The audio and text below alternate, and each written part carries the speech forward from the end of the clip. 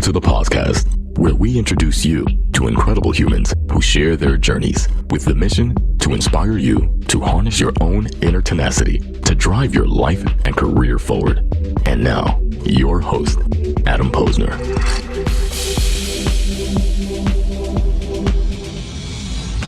Hey, everybody, and welcome back to the podcast, where I bring you the best and brightest from the world of business, marketing, and personal growth to help you harness your inner tenacity and drive your career forward. My guest today, Steve Nudelberg, is an author, expert sales trainer, biz dev expert, keynote speaker, and serial entrepreneur. And you may be familiar with his book and his podcast, Confessions of a Serial Salesman. I know he's got a new name for the podcast now. We'll get to that in a second. And his core philosophy is to ignite individuals and teams by enhancing their awareness about small yet powerful changes they can make instantly to instantly sharpen individual performance, making yourself as best as possible. That's what it's all about.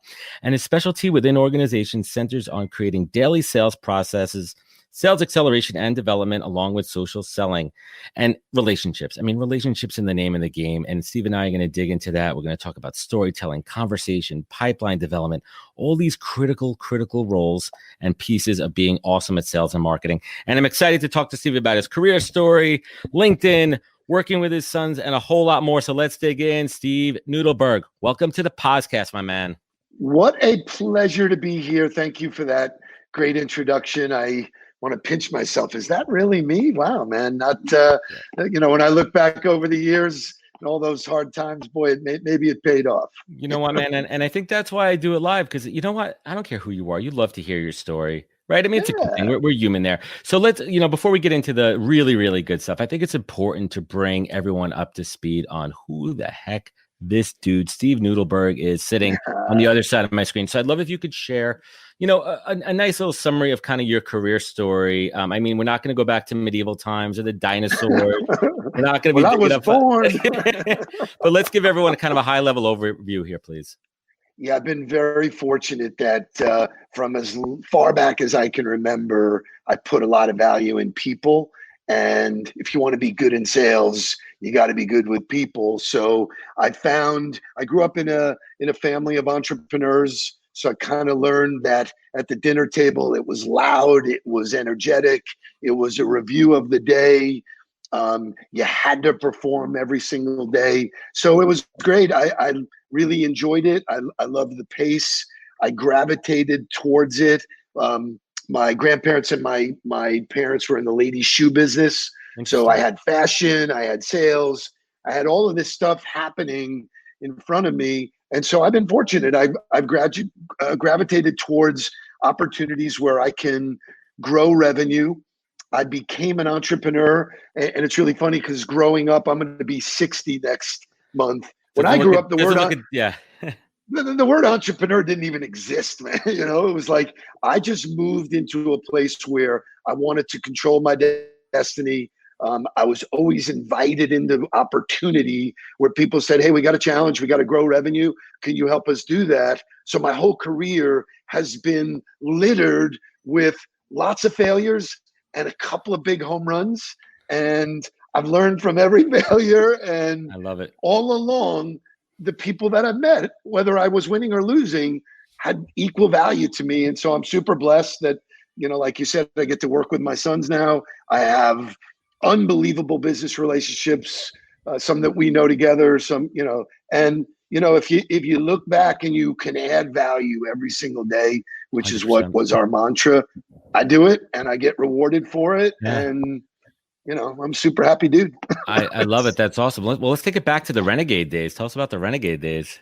Oh my God. So I was fortunate to represent a line of jeans back in the day called Edwin jeans. And most young people wouldn't know that, but that was like the first. Are they in the Z Cavarici? What era are we in? Are we in the Cavarici conversation? So I knew Jim Cavarici. Yeah. Jim Cavarici was an actual guy. His first name was Jim. I would never think that Cavaricci's first name would be Jim. I thought it'd be like Antony or some kind of Italian. Jim. It's like Bob Cavarici. Okay, that's a fun fact. Right. Fun fact. That is so cool. I had no idea that you'd be bringing up that dialogue, but that's a perfect example of where, I was, working with a line of jeans. I covered the entire Southeast. I did most of my business with 2 major retailers, but I had to get in the car and I had to travel, and everybody thought it was really sexy, which is really a misnomer of most businesses. Oh. It's not sexy. It's really about Cheap doing the reps and motels putting in. Yeah. yeah.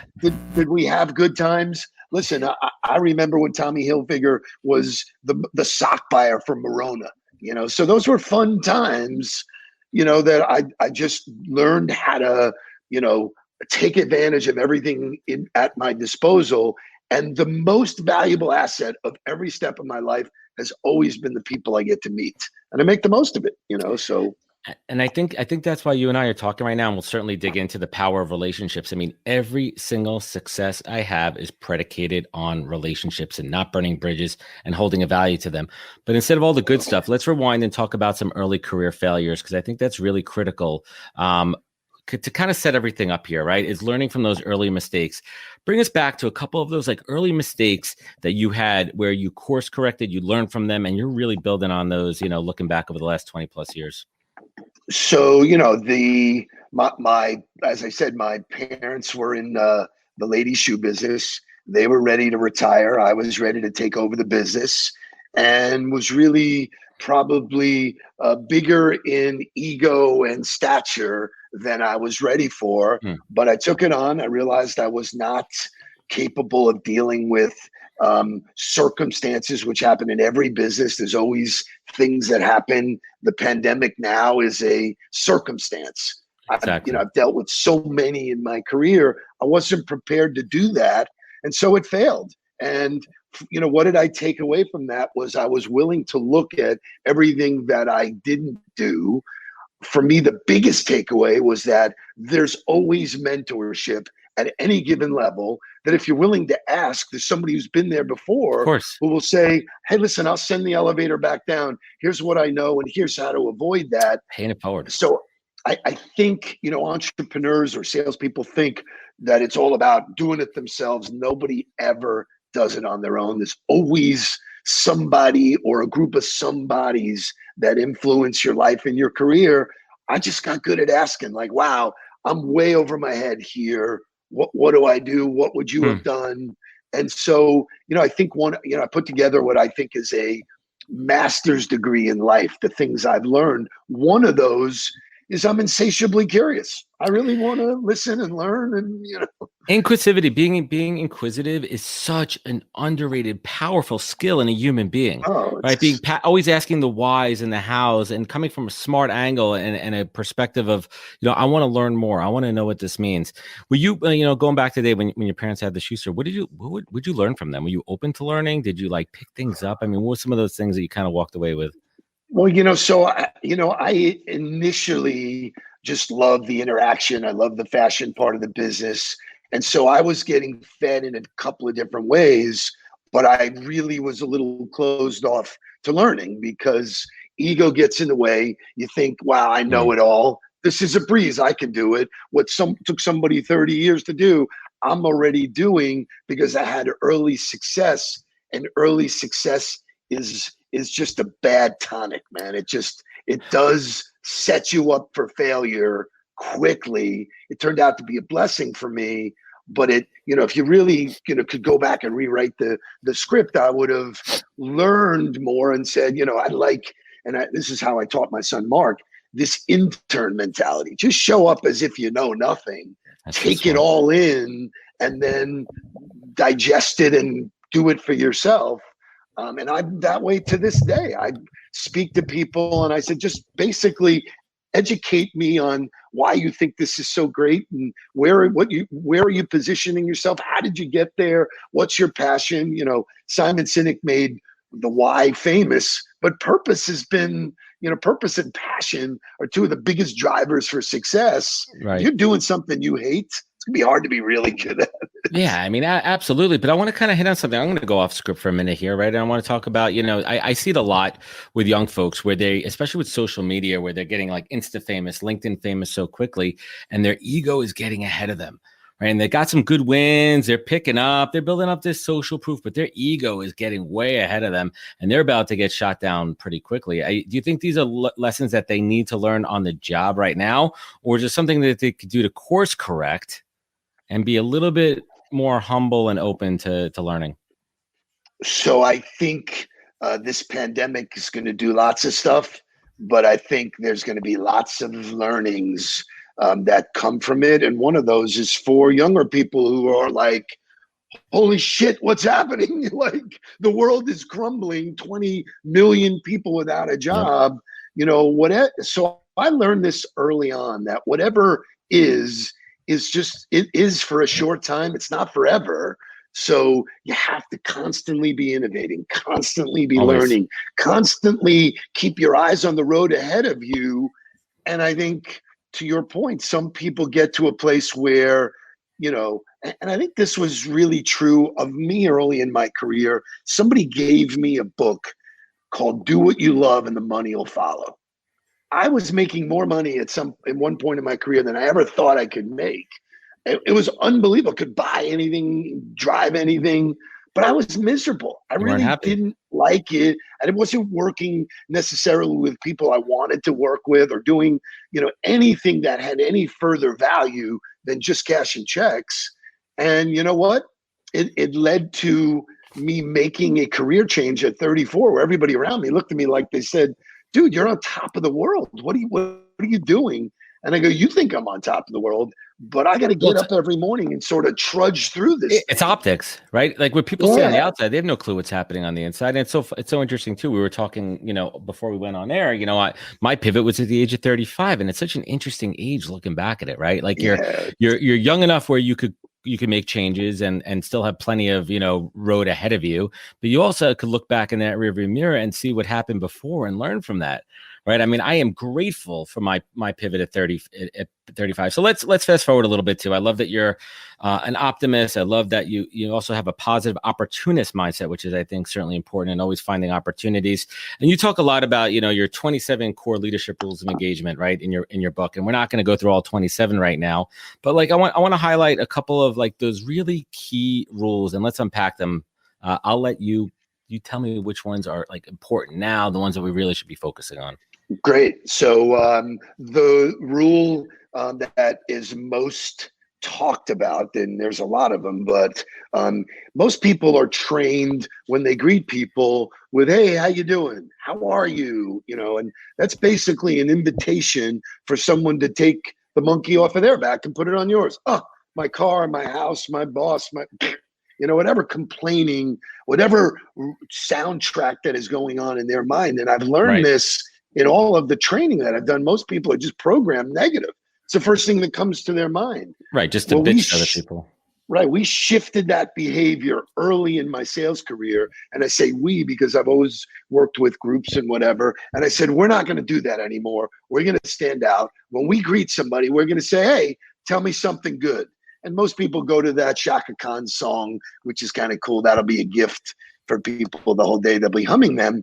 But you'll be surprised that people stop in their tracks and go, they can't even think of something good. When they think of something good, boom, whatever they tell you at that moment is what's important to them and what makes them feel good.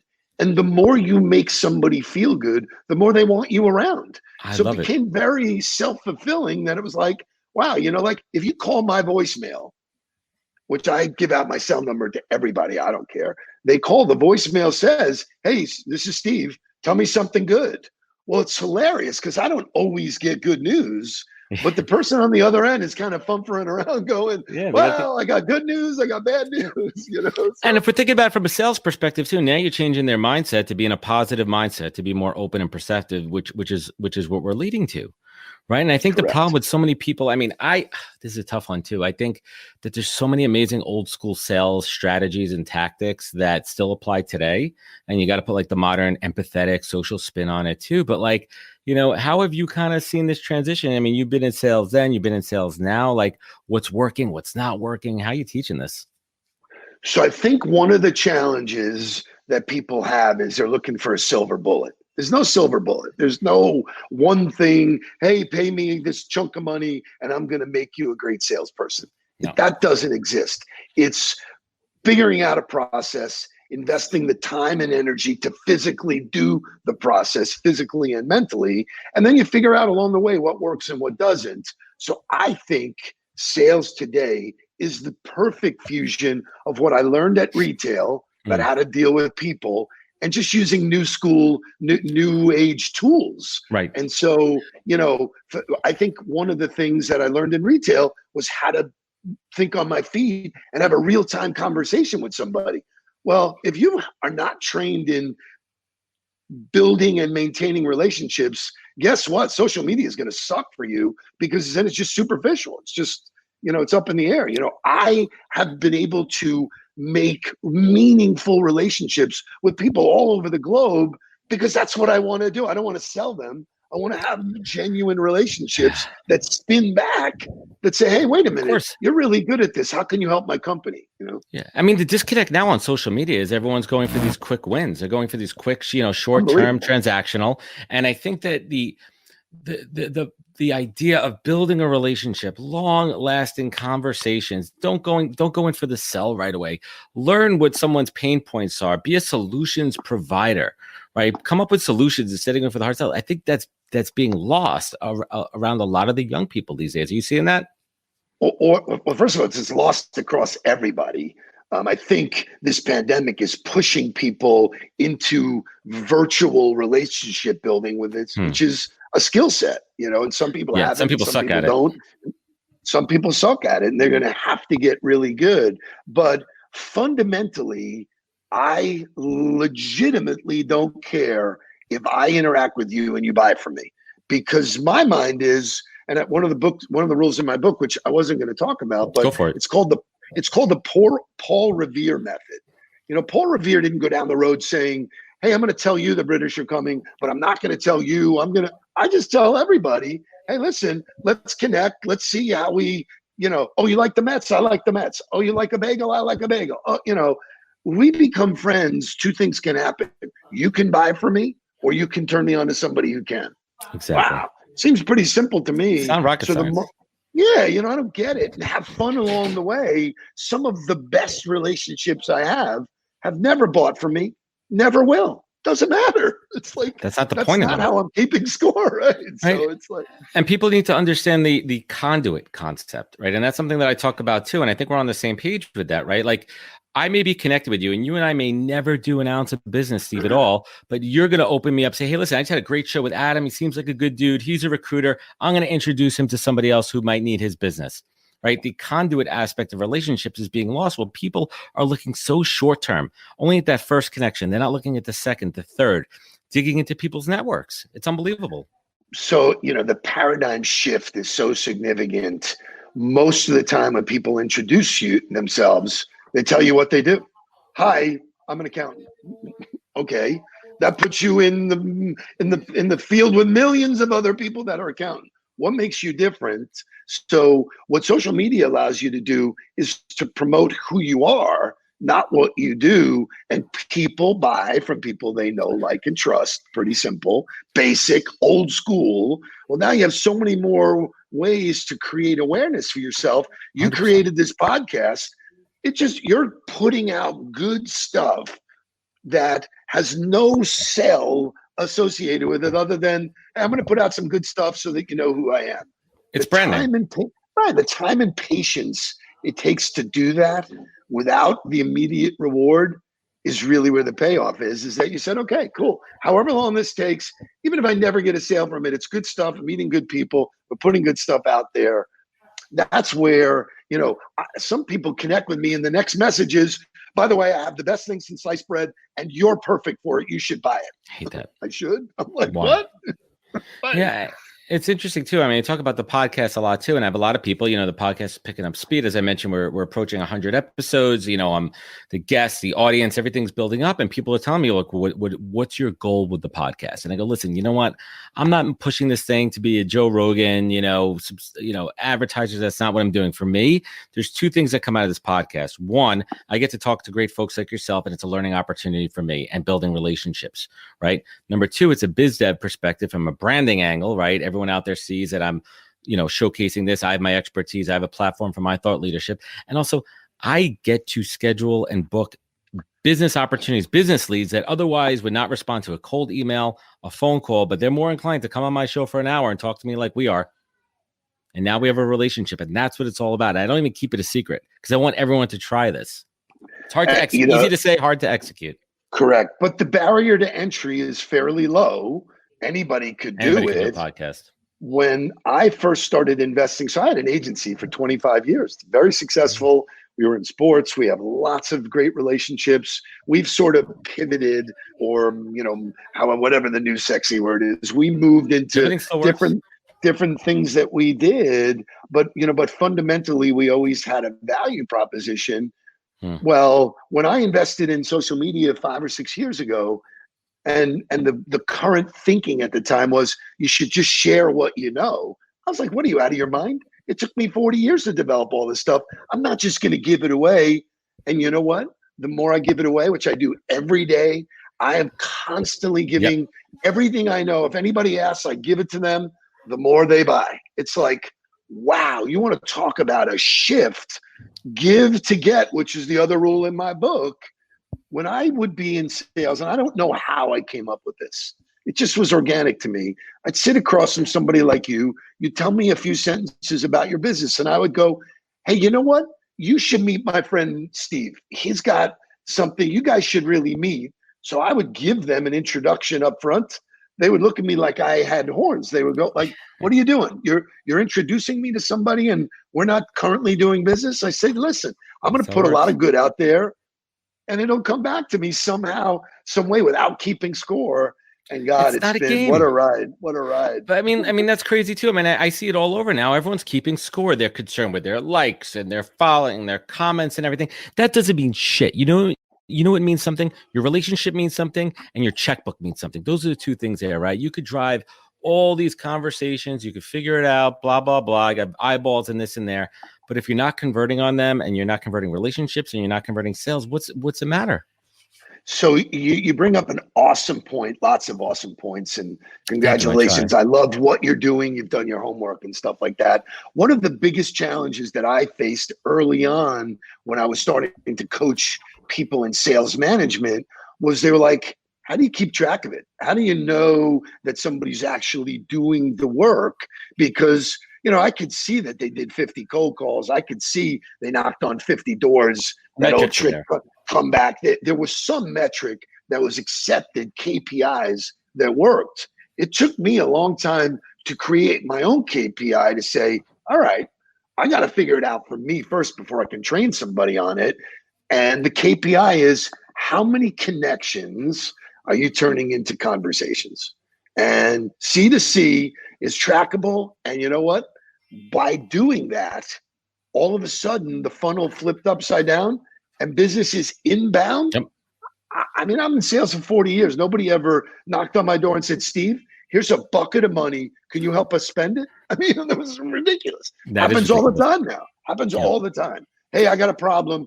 I've chosen you as the guy that can help me fix it. So, and why do you think that's happening? It's because you're investing in social and you're putting yourself out there and you're giving. It's all about adding value, and it's not rocket science, and it's being real. And dude, you have so much expertise and just life experience to share that's so valuable for everybody out there. Let's make a little shift to talk about LinkedIn, right? You guys do, sales training on LinkedIn, and we're not talking about the sales training where it's formulaic and, you're trying to get somebody into these like engagement pods and all this other BS techniques that mean jack shit there. But we're talking about real sales on LinkedIn, because let's be honest, I mean, that's what the platform was built on. It was about jobs and opportunities and connecting.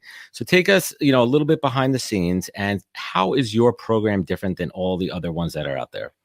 So I think it fundamentally speaks to who I am in the marketplace. So I'll back up for 1 second. Sure. I noticed early on that all of a sudden everybody's a coach. They're a life coach, there's a financial coach. Don't get me started. I mean, like, wait a minute, would you get in the car with somebody who's never driven? Don't think so. So no qualification. I'm hanging out my shingle. Yeah. I'm a coach. I'm going to pause on my rant. Everyone knows where I stand on this. So I'm going to sit back and listen to Steve on this one. So I found it fascinating. So I changed my tagline to sales doer. Every single thing that I teach in LinkedIn, I do myself. I figured it out for myself. I didn't need LinkedIn. I didn't need, anybody to teach me the Coaches. mechanics. I want to do it the finesse way. This allowed me to build relationships at scale and maintain them. And so I teach people the keys to success in using this unbelievable platform that if you do it right, and the best example, which I love talking about, is my son. My son was, who did your show, 10 years in college football coaching, not selling. Yeah. Right. He was a football coach.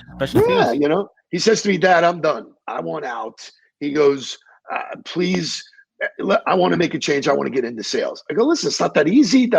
P.S. I was able to introduce him to some people. He was able to talk his way into a really cool position with ESPN Palm Beach. And he looked at me and he goes, Dad, they trained me on the product, which is what most training is, features and benefits. There was no training on how the hell do I do this? He was a process guy in football. Every practice, every football player, every basketball player has a rhythm, has a process of what they do. I taught him the process of how to use LinkedIn to build his audience. And all of a sudden, his audience started working for him. He was nominated for Rookie of the Year. He's now the president of our company, doing great, driving it because, and you've seen him, you said he's the genuine deal. Business is inbound to him because authenticity shines. You can't make this shit up. You can't fake it. You can't fake it. So let's talk about working with your son, right? Is this what it was all about? When your parents had the shoe store, when you were growing up, did you ever even have an inkling? It's crazy. I think about it now, I'm looking at my son who's 2 years old. I'm like, one day am I going to be working with give us a little bit of that parent mentality thoughts as well, and take us to that relationship. I love to, so part of this dream was, and I think parents, need to take a look at this. It was his life, not my life. I think a parent's job is to build the character in your kids so that they can go out and do whatever they want to do, not what you want to do. So, when he went down this coaching road, for me, it was very exciting. And over the years, he's coached with some great coaches. He's been in buildings with 100,000 people where I've been there and been on the field. It was fun and it was sexy, but it did not match my dream of working with him because I found him to have all of the skill sets to be really, really good at selling himself and then teaching people. That's what college football coaching is teaching people. He had to come to that on his own. So when he did, and now that we are working together, I pinch myself every day because it's bizarre, but we were very pragmatic about the pitfalls. Still his dad. Mm-hmm. So, nobody, the common theory is, oh, your dad's picking you up and saving your ass. Well, that was clearly not the case here. And then I said to him, I said, listen, I don't want you to work for me. My career is in a different place. If you want to jump into the driver's seat and on the ball, you got to show me how you're going to do that. I built a reputation for 27 years in this business. Show me what that looks like, put it in writing. And so while I was doing my due diligence, he did his due diligence. I got calls after he went to his, people that I know and people I worked with and said, hey, listen, what's it going to be like for me to work with my dad, man? I am hyper-driven, hyper-focused, and I don't make excuses. Well, if he was looking for a place to coast, this would not have been that. So we were very eyeballs open about what this could look like. And then, the proof is in the pudding. We made plans to do it. April 1st was going to be his kickoff date, which we thought we'd make fun of April Fools. Oh, my God, who would think it was a joke and who wouldn't? And then he looked at me a week before and he said, Dad, with this COVID stuff, he goes, my timing is so bad. And I actually told him, I don't agree with you. I think the timing is perfect because everybody's at the starting line now. Yeah, I agree. And he's shining now. But take us back to that first real fight that you guys had as working together. So we have yet to have a fight working together because maybe it's something still personal new. That kind of flowed over. New. But we've had some real deep, deep, they would be not classified as arguments. They would be, defining moments where I said, hey, listen, dude, that's just not how we play. Yeah. And up until now in his life at 33, there was a time when I had to help him maneuver through bad decisions. And I felt like I felt that was my responsibility, and I was willing to have him hate me at the time for it.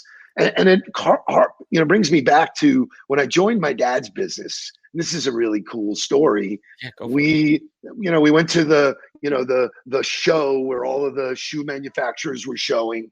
We were buying shoes all day, and I was really having fun. Well, I connected with a couple of the guys in the space, and they go, come on, man, we're going out tonight. Come with us. The manufacturers usually take, the retailers out. Well, we didn't go out. We went out, Right. Back when there was no cell phone cameras. Out. Things were much more fun without cameras around everywhere. Correct. Well, that following morning, I was destroyed. Knock on my door. My dad's knocking on the door. And I said, I have a bad stomach. I'm not going to make it. Put my head under the pillow again. Next thing you know, manager's opening the door. My dad grabs me, throws me in the shower, and said, oh, God. You are going to this event, whether you like it or not, because you will learn that you could do whatever you want, but you have to show up. And I mean, literally that day, I'll never forget it, because I was green, and all the people I was out with were like kind of laughing at me. They go, dude, you're going to be okay? Step up, but rookie. It taught me a lesson. Step up, rookie. Well, I had to do that with my son. This is the way we play. We built a reputation for who we are, how we show up. And the people that know me know that I'm a man of my word. I have integrity. I have this thing called the say-do ratio. Tell us and about that. If it's anything other than 1-to-1, so lots of people say shit all day long. Of course. It's easy to say, and then they think other people will forget. They don't. So if you're willing to look at your say-do ratio, if it's anything other than 1-to-1, I said this, I did this. I said this, I did this. If it's anything other than that, you're losing ground on your own integrity. You're cheating yourself. And so that's how we are. I 100% agreed with that. And I hold myself at such a high standard too, to be careful what comes out of my mouth to make sure that I could deliver on it. Right. And I always say under promise, over deliver. And it's really mindful about what you say to people and making sure that you could back it up with action in your personal life and in your professional life. A couple of quick things here from your son, Mark, who's chiming in, just talking about how you set the bar higher than anyone he could or whoever worked with. He also says, you guys have had some tough conversations throughout your entire life. So it's not anything new. You guys are in a place where you could have that, and open communication, which makes it a conversation and not a fight. And I think, that's a skill that applies to any piece of business, right? And I want to shift gears a little bit and talk about, leadership and, managing through a crisis. And it's not just about survival, but it's about, setting the tone, and really just being, having that, you're looking ahead, we're going to get through this, things are going to be different, but let's just get your approach on leadership here. So I tend to look at leadership through a personal lens first. I think people need to look at themselves as the CEO of their own life, which will dictate their own decisions before they take care of everybody else. And when we used to fly, the first thing they told you is that if the mask comes down, put yours on first before you go taking care of everybody else. That was sort of a metaphor for me to understand. You got to take care of yourself. If you're, if you get hurt, if you're not out in front of it yourself, it's going to be hard to really teach other people, so I've always set the bar high for myself. I always looked at my decisions. Not all of them were good. I mean, I think the people who work for me in the cell phone business, which was one of my bigger plays early in my life, they would tell you, man, Steve, you were the biggest prick I ever knew, because it was all about me, not about them. Leadership really now is all about them. How can I make them better? And you sort of got to come to a place in your life where you're okay with them getting better, which for me, I was always threatened by that. Well, we live in an abundant world. There's enough success for everybody if you're willing to scratch and claw to get your own. So when I talk about leadership, leadership is helping people define action at a time of crisis. So like my phone lit up when this whole thing, happened, and sales leaders and CEOs were calling me. They go, "What do we do?" And I gave them my opinion. Never, ever, ever been a better time to prospect. And I put a video out like that, and they were like, "Really? How insensitive can you be?" And I go, "I didn't say sell. I said prospect, research, ask people how you can help, build your garden, because when we come out of this, which we're starting to peel out of it, very much like 9/11. Listen, I was in sports hospitality back then. We did more in the Super Bowl than we did all year. Well, there was nobody talking about the Super Bowl after 9/11. It was over, So what you learn that these things are cycles. You get better at planning. This one nobody ever saw coming, but here was the leadership advice I gave. I said, focus on the one thing you do really, really well and do that. Forget about the economics, just do that. And people went, holy shit, dude, that's brilliant. That's what I did. I know how to take people into a virtual environment. Been preaching it for years. Nobody listened to me because they were stuck in their old ways. All of a sudden, here's a crisis, shakes people up, puts them in a new way. I think the sales world will never be the same because sales management didn't trust people to work remotely. Got no choice now, and it's working. You got to trust your people. You got to trust your people. Yeah, and I love it, man. And a couple things, just to kind of, touch on there, and we'll talk about managing the clock. That's something I'm doing now, managing the clock. But you hit on something with the airplane analogy that, Dave Meltzer said to me, somebody that I hold in a pretty high regard. He said to me in early March, right when this thing was coming on, he used that same analogy, and it really resonated with me. And that's something that I've been repeating daily, right? Like, take care of myself, be my best self so I can be best for everybody. I mean, that's critical too. And the other word, which keeps coming up in my head that I repeat daily, is be invaluable. Be invaluable. When you're in sales right now, if you can't make those sales, whether it be your industry or some other logistical reason you can't be, what other value can you give to your clients that's not trying to sell them shit, right? How else could you consult on their business, find their white spaces? They have horse blinders on. How do you look outside of that? How do you consult and add more value? So when we do come out of this, you're going to be the first person that they're going to look to. So it's funny, we do this daily huddle in the morning, which is really our conversation about how to kickstart the day. This thing happened. We allowed people to see us doing it. We have the tools to do that. But one of the things I do is I use music to move emotionally. Changes your state of mind. Certainly Tell Me Something Good has that Chaka Khan's, background. Yeah. But I use the Beatles song, Help. We're in the help economy now. Mm-hmm. Help.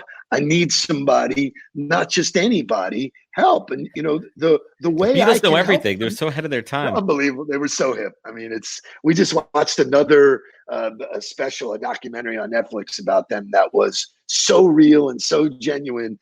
They had no idea what hit them, but their words are so powerful. And legitimately, if you reach out to somebody and go, how can I help? Who can I introduce you to? To your point, they don't forget, but it has to be genuine. You can't go, hey, how can I help? And oh, by the way, we have a special on this. What? That's incongruent with what you started. It's tone deaf. It's tone deaf. So Steve, let's bring it home here, man. Let's bring it home. And I have a series of questions that I'd love to ask every guest. As I mentioned before, this is my time to learn, right? This is my selfish, I'm going to learn from awesome people like Steve Nudelberg. What is the single greatest piece of advice that you've ever received that you take action on every single day? Single greatest advice. Wouldn't it be a shame to be climbing the corporate ladder just to realize it's leaning against the wrong building? That's a good one. It's the whole mentality of, there is a book that says, do what you love and the money will follow. I am having the greatest time of my life sharing my gift. And you know what? There's more riches in that are not just money riches.